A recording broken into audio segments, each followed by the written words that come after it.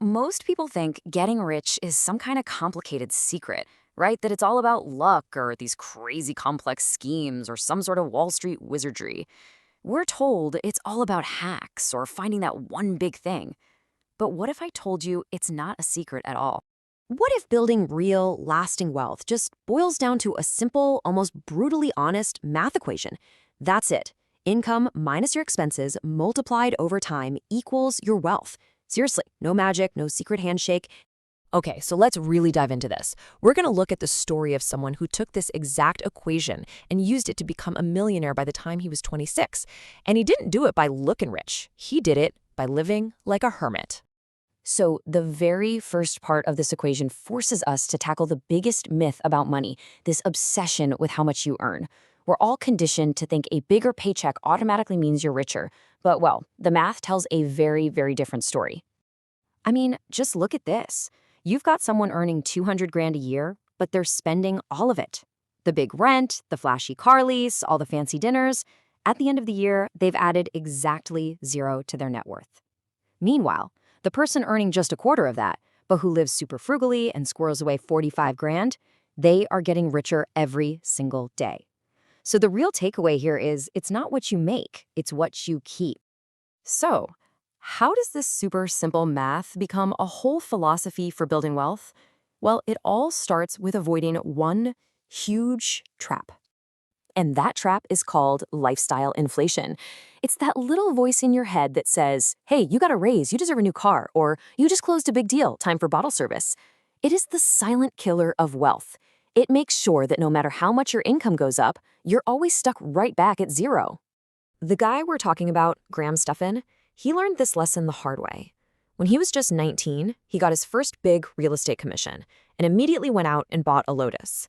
But he quickly realized it was, and this is his word, a stupid purchase, something he only bought to impress other people. That one mistake hit him so hard, it completely rewired his financial brain. He sold the car and went into what he calls his hermit phase.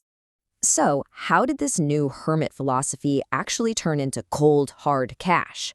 The next part isn't just about being cheap, it's about being ruthlessly strategic. For 4 straight years, while everyone else his age was probably out spending your money, Graham lived this incredibly disciplined life. He saved like a madman, banking nearly every single penny. We're talking about an intense period of pure delayed gratification. But here's the crucial mindset shift. He wasn't just saving, you know? Saving can feel kind of passive, like you're just putting money away for a rainy day. No. He was building a war chest. That's an active, offensive pile of capital just sitting there, ready to be unleashed the second a massive opportunity showed up. And boy, did that opportunity arrive. It came in like a tidal wave. In 2008, the global financial system just broke. And by 2011, the real estate market was in a state of absolute panic. So while everyone else was freaking out and selling in total fear, Graham looked at one really simple, powerful idea: replacement cost. He just asked a basic question. Forget the market price. What would it cost me to build this exact same house from scratch right now? And what's so cool about this slide is just the pure, undeniable logic of it all. Back then, it cost about £100 per square foot for all the materials and labor to build a new house. But because of the crash, you could buy existing houses on the market for just £30 a square foot. The math made it a total no-brainer. You could literally buy an asset for a third of what it would cost to create it. So, was he lucky to be investing during the biggest financial downturn in a generation? Absolutely. But that luck would have meant nothing without those 4 years of hermit-like preparation that filled up his war chest. He had the cash ready to go when everyone else was being forced to sell. But that kind of raises another question, right? Where did the money for that war chest even come from in the first place? He wasn't working some high-flying finance job. The answer is way less glamorous. His secret weapon was Craigslist. Seriously, while all the other agents were chasing these huge multi-million-pound sales commissions, Graham found this little niche that everyone else was ignoring, helping people find rental apartments for tiny commissions, sometimes just a couple £100. But here's the genius part. It wasn't just about the small paydays. It was an absolutely brilliant long-term strategy. See, he served these renters so well, he built up all this trust. So years later, when they were finally ready to buy a house, who was the only person they were going to call? Him. Those tiny rental deals turned into this massive pipeline of future homebuyers and referrals. He basically built a self-sustaining business from the ground up. And this timeline just drives the point home.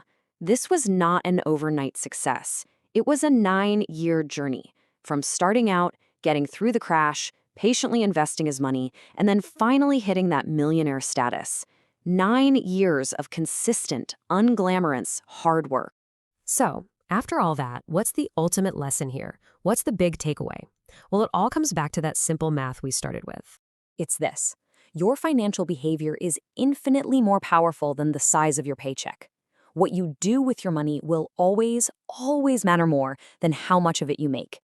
So the formula is simple, right? But it's definitely not easy. You've got to save aggressively, especially when you're young, and think of it as building that war chest for when opportunity strikes. Use that chest to buy valuable things when everyone else is scared.